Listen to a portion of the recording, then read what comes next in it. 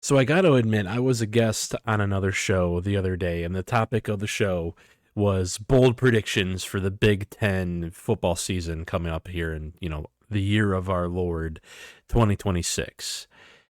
And it kind of inspired me. It kind of inspired me because throughout the recording of the video, I couldn't help but think, although that was a conversation about Big Ten football broadly, I couldn't help but think about all the thoughts and takes I have on Michigan specifically, and a few of which I think, and you guys can be the judge of this, is kind of the purpose of this video, is I'm going to throw some of these takes out there, and I want you guys to let me know in the comments as to just how hot or spicy or bold they are. Maybe we'll do like a rating system. You guys can comment 1 to 10, 10 being the hottest or boldest or what have you, and 1 being ice cold. Darren, you don't know what you're talking about. Of course, that's going to happen.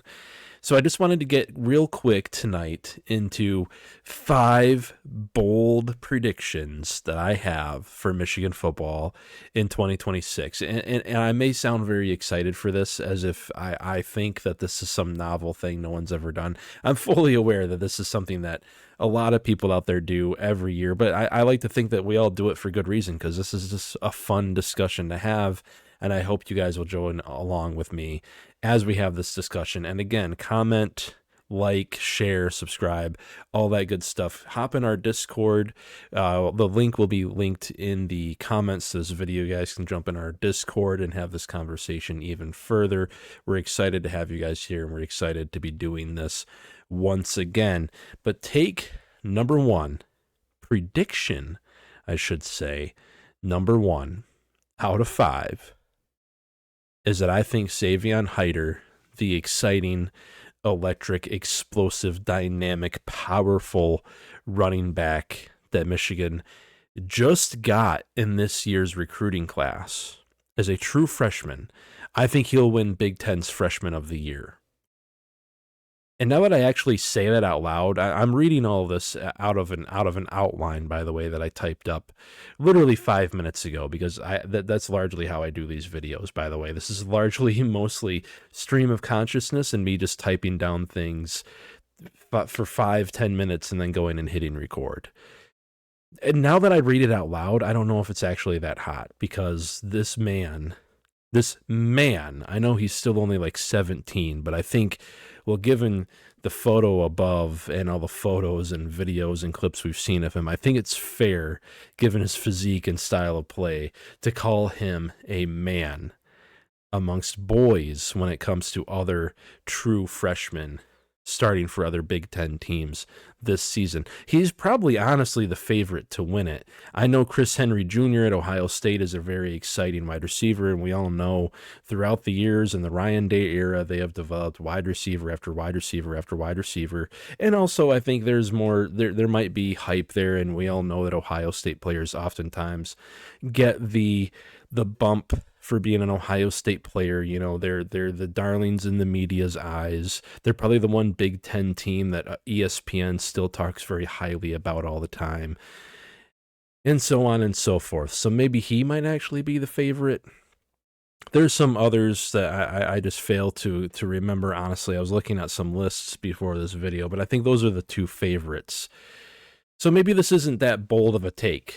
Now that I think about it, maybe this is like a 2 or a 3 on that spiciness index we mentioned at the beginning of this video, that 1 to 10 hypothetical index. But again, I want your guys' thoughts. Of course, Savon Haidider, the number 1 running back nationally in the 2026 recruiting class, ranked 21st overall in the entire class nationally across all positions.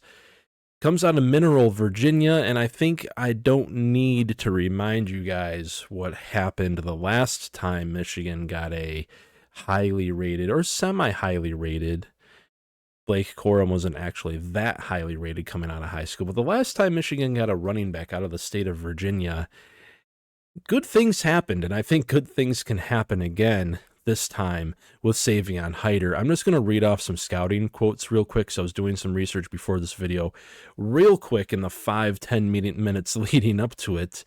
And I thought these were all the proof I really needed for why Savon Haidider should really be the favorite to win this award in 2026. I'm going to quote from the 24/7 article that you can pull up when you look at his ranking right here. Quote, should be viewed as one of the top running back prospects to emerge from the prep ranks in recent years, given what he has put on tape, end quote. And then the writer went on to say, the type of talent that is tracking to provide valuable minutes right away. And let's admit, let's go back a minute. I predicted he'll be the Big Ten's freshman of the year, not like player of the year, not an all Big Ten player, though that's probably his ceiling, honestly, with how talented he is right away.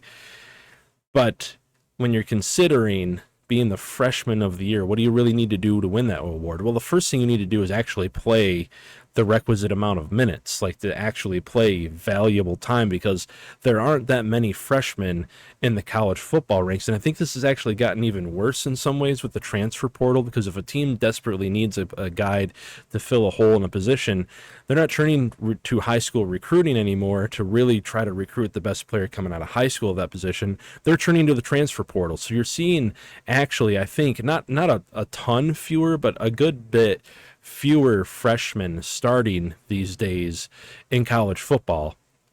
So Savon Haidider just has to come in, play valuable, meaningful minutes, meaningful snaps, which I think he will do because he's listed at running back 2 on the depth chart right now. And with as much as Michigan will probably be running the football, he'll be getting quite a bit of carries, taking that workload off of Jordan Marshall's shoulders. And all he really needs to do is make some highlight level plays that he can make, have a good yards per carry average, and probably average like 60 to 70 yards per game, something like that. And he'll probably win freshman of the year because, again, the competition isn't crazy. There's no Jeremiah Smith out there this year or anything like that, though I just did say Ohio State has a wide receiver who could also win it, but I think Jeremiah Smith is generational talent. Savon Haidider might actually be kind of the running back version of Jeremiah Smith. I don't think I'm being too hyperbolic there. If you read any of the scouting reports, if you listen to any videos or anything hosted by people in the know, people who scout players professionally, they're all very high on Savon Haidider, and for good reason. So Savon Haidider becoming Big Ten's freshman of the year is my first bold take. Bold-ish? I don't know if it's even that bold, to be honest with you. And my second bold prediction, again, I don't know exactly how bold it is. I know there's great defensive end talent out there across the conference. We just talked about Ohio State. They're excited about their defensive ends coming up this season. Oregon, Iowa, Indiana, a lot of the more talented and well-known defensive teams in this conference. It seems like their fans are all hyped up for their guys coming into the season, and for good reason. John Henry Daly, I think, though, John Henry Daly will lead the Big Ten in sacks in 2026. Now, if anyone remembers back to last season, this man had 11 and a half sacks last year in only 11 games. He was injured in the final game. He only played 11 complete games. And if you watch his tape, if you watch his film, if you go back and do the video we just did about him the other day, I think you'll see everything is there for him. He has the complete pass rush package. Not only that, he's great against the run too, but we're talking specifically about pass rush. This man has an inside move, he has a power move, he has the ability to just plant his hands into the chest of the tackle and drive him backwards. He also has, interestingly enough, I didn't hear anything about it or read anything about it until I started watching the tape, but he has a spin move. He has that like Aiden Hutchinson-esque spin move where he kind of tucks his arms in close to his chest, gets real narrow for a second, and kind of just bumps into the tackle and twists and spins in a very quick tight, controlled fashion as like his kind of third move, his change-up move, for lack of a better term. A lot of defensive coordinators, a lot of defensive line coaches, when they talk about defensive end talent, they'll talk about needing a good inside move or a good power move, needing to be able to like dip your shoulder and get around the outside as well, but then also needing that kind of third move in order to be elite. When a tackle is able to handle your power rush, but also handle your outside rush, what can you do to kind of change things up, to kind of, put them back on their heels a little bit? John Henry Daly has that move. He's a 3-move defensive end when it comes to pass rush. That's not very common at the college ranks. You're talking about an elite, it being in an elite class of individuals. And Michigan does have a tougher schedule this season. He will be playing against higher level, tackles and offensive linemen in the Big Ten than he played against in the Big 12. But notably, when he played against good teams in the Big 12, like Texas Tech, like Kansas State, like a few of the other, good to better programs in the Big 12, well, Texas Tech was the best program in the Big 12 last year. He got some sacks and he got some pressures. So I think that'll translate to the Big 10. I don't think he'll have, 3 sacks in the Ohio State game like Aiden Hutchinson did back in 2021 or anything like that. But you're going to see him against some of the lesser teams in the schedule rack up 2-3 sacks a game.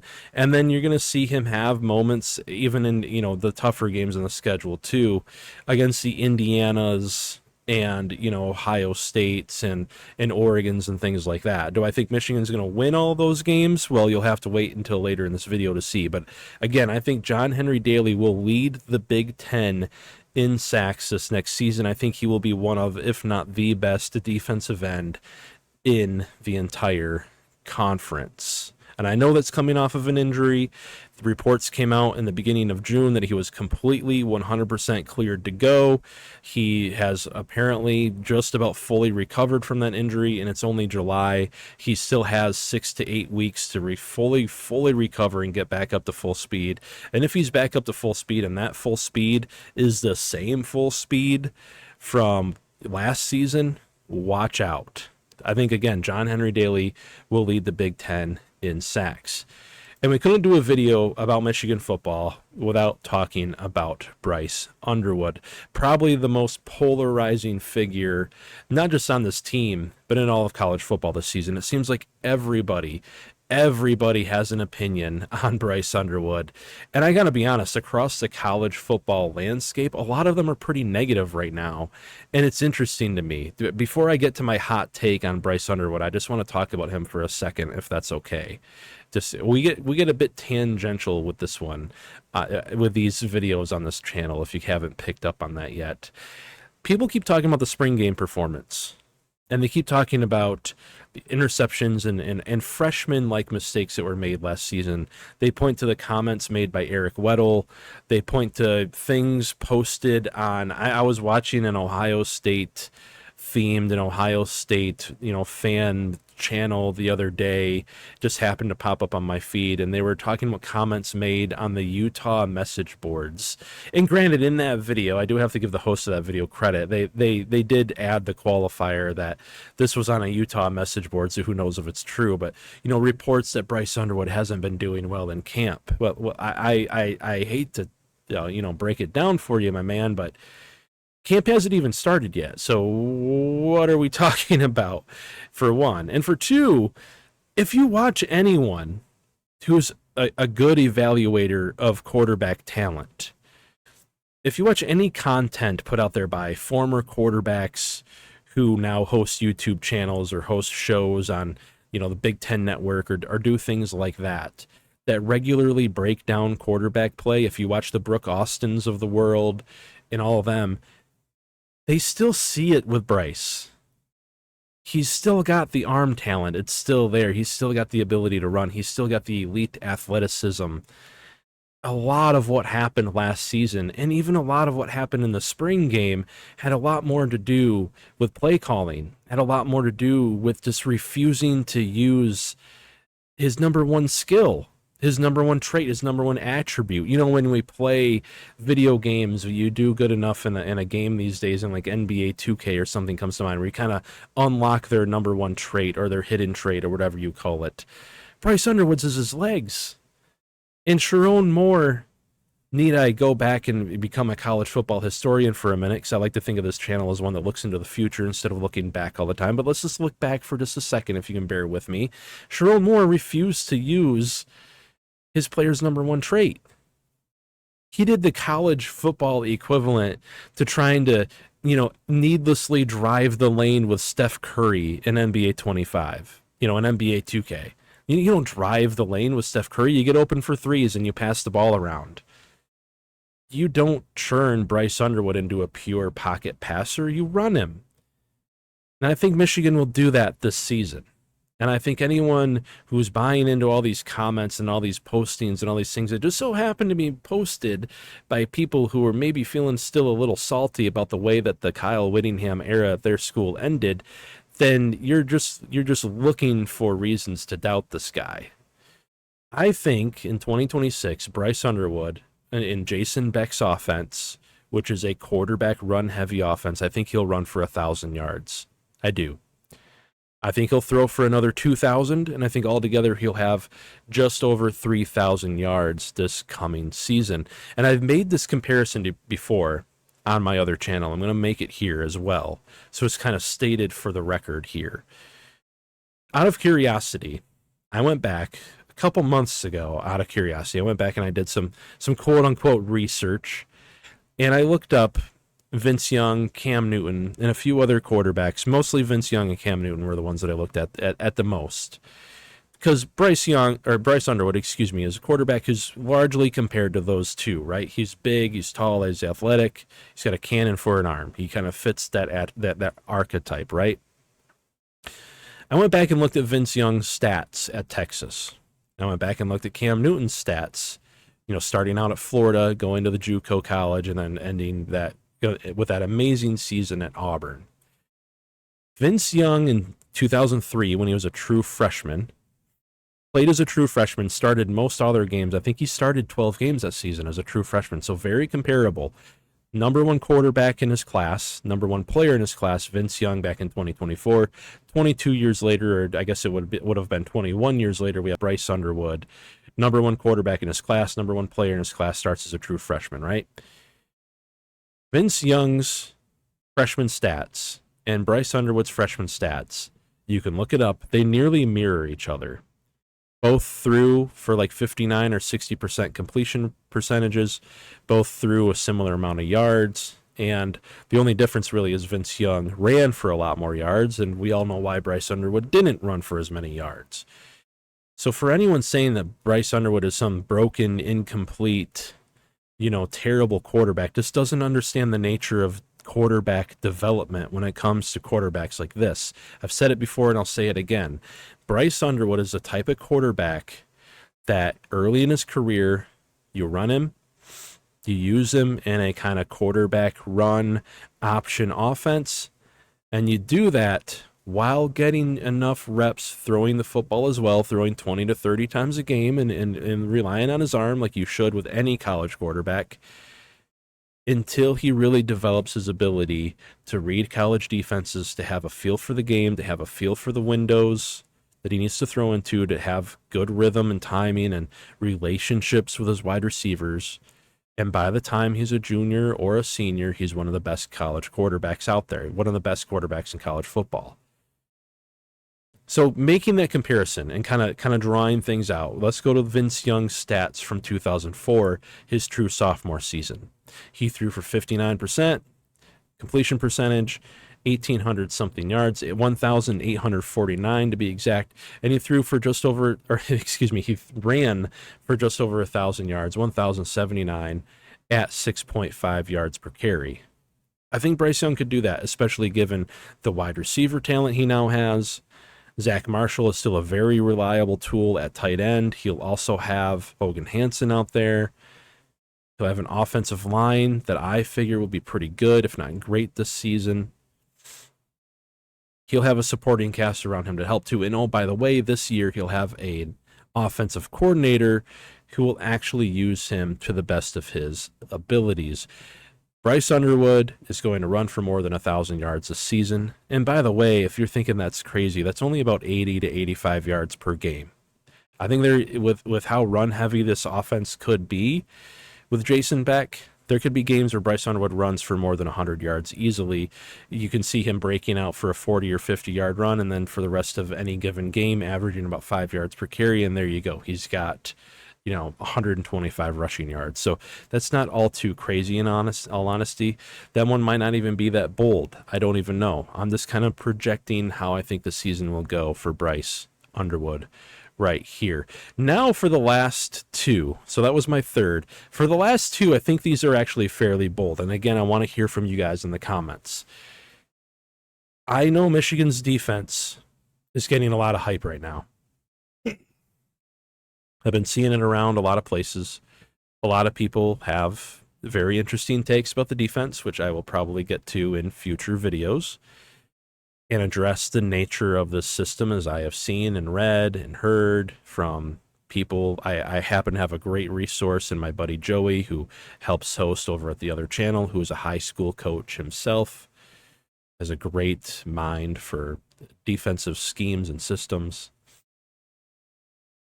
But I think, even with all the hype about the defense and the players that are going to be starting on the defense, and the transfers we just talked about, John Henry Daly, I think Michigan's offense will be better than the defense this season. I do. I think there are more maybe question marks on the offense just because of the youth. It's because of the Bryce Underwood factor. There is, I just glazed him for the last few minutes, but we still have to see it, right? We have to see it to really believe it. And I'm really looking forward to the first game of the season against Western Michigan, against a cupcake of, quotes of sorts, quote unquote cupcake, to see if they're really going to be willing to run him and kind of rehearse for the Oklahoma game. I'm really excited about that one.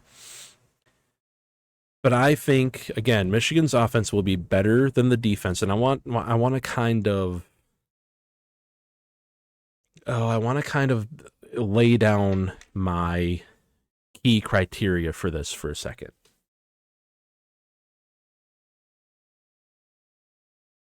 I want to kind of, categorize my variables here for a second. What I mean by Michigan's offense finishing better than the defense is I think they'll be ranked higher in SP Plus and adjusted EPA per play. So those are my two criteria. If by the end of the season that's not true, you guys can go back and, type in all caps and get angry with me in the comments if you want to, if this offense doesn't turn out to be what I thought it would be, which people will probably do anyway, but that's the way the internet works.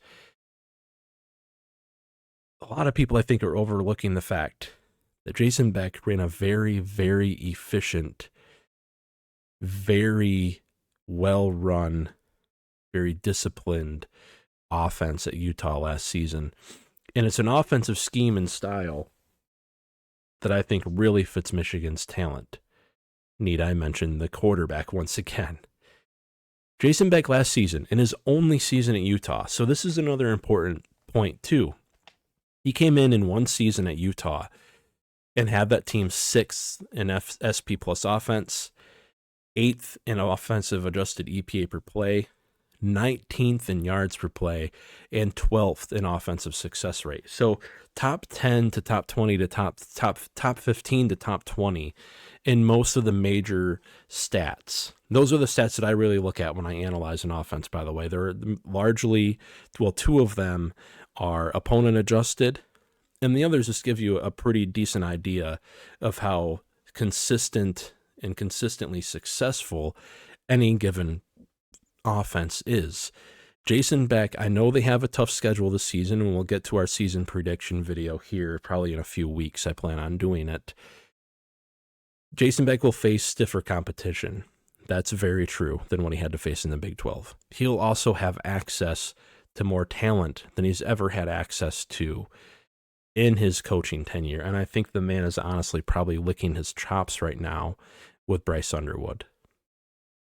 Jason Beck with Devin Dampier, by the way, and running backs who were nowhere near the level of Jordan Marshall and Savon Haidider, ran the fourth best running offense in college football last season based on yards per rush. I think you can just for a second imagine what he can do with Michigan's talent along the offensive line, at the quarterback position, and at the running back position specifically.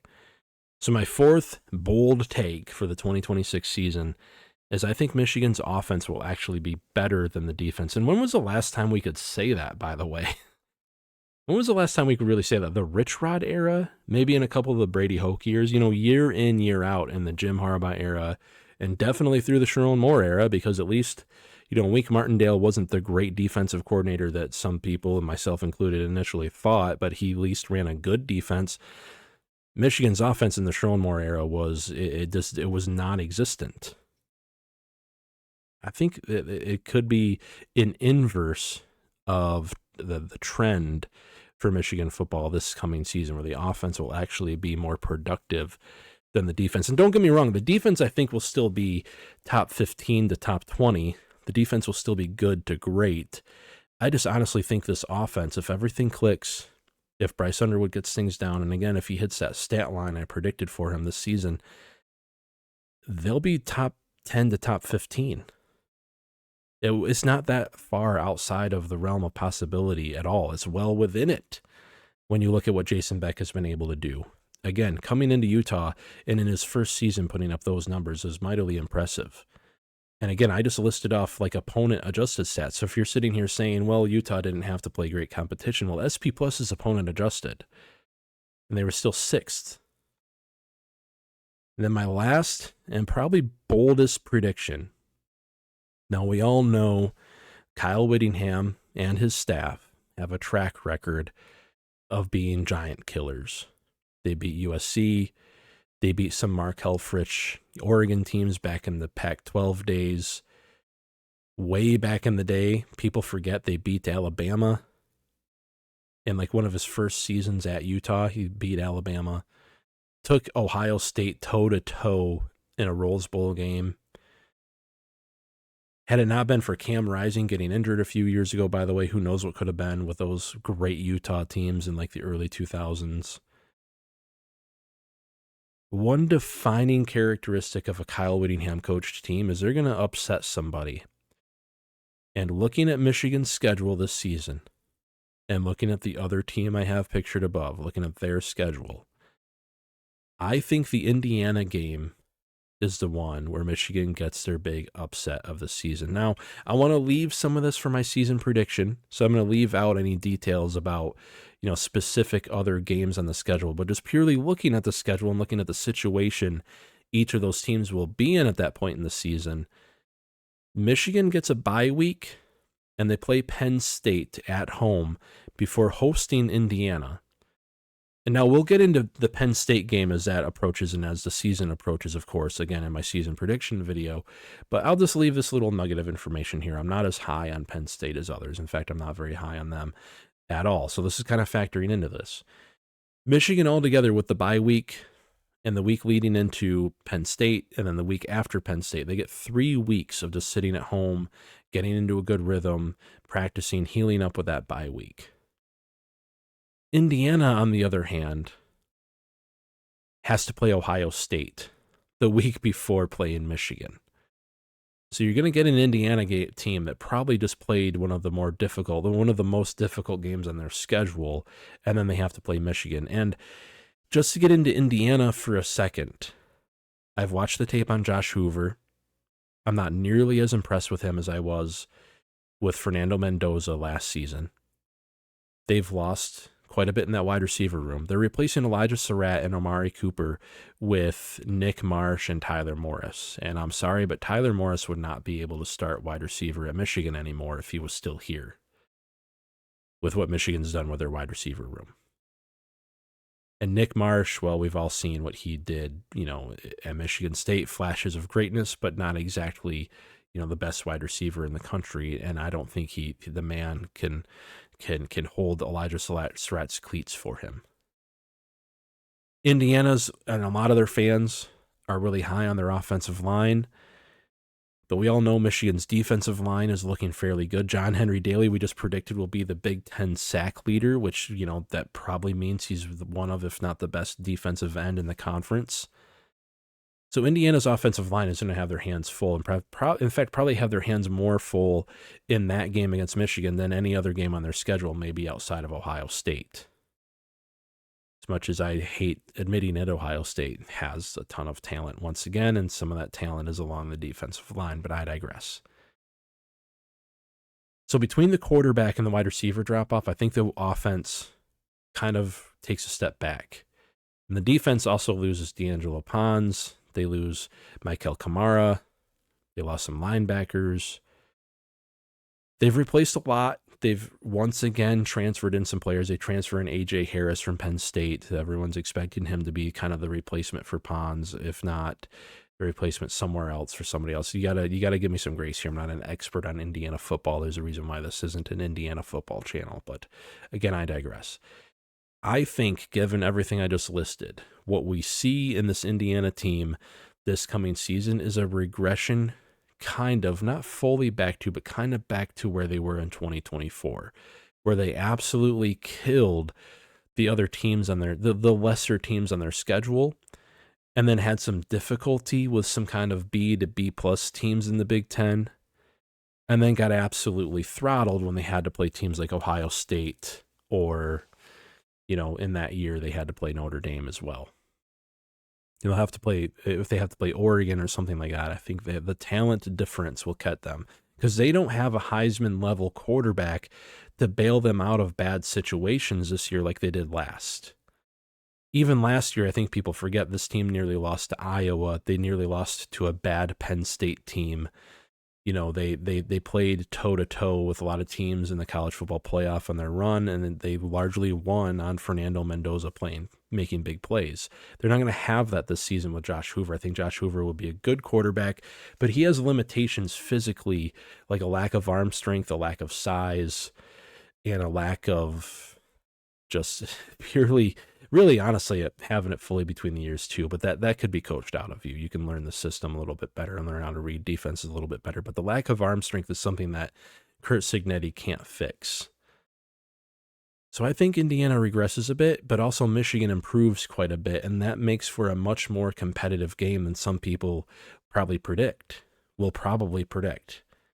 I think, and we have to admit too, Michigan, a much lesser Michigan in 2024, could have beat that Indiana team had they had any semblance of an offense. And we just talked about how good this offense could be for Michigan this season. And I know, Curt Cignetti, best coach in college football right now, just went undefeated and won the national championship, riding the high of that. And many Indiana fans and just fans across the sport broadly think this team will be great once again. And I do think Indiana will be a national title contender once again. They'll go 11-1, 10-2 at the worst, at the absolute worst, 9-3.